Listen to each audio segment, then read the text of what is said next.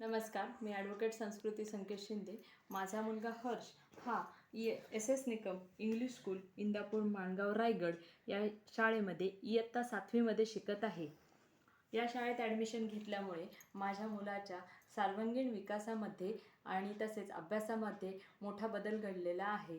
तसेच या शाळेला अनुभवी शिक्षक लाभलेले आहेत.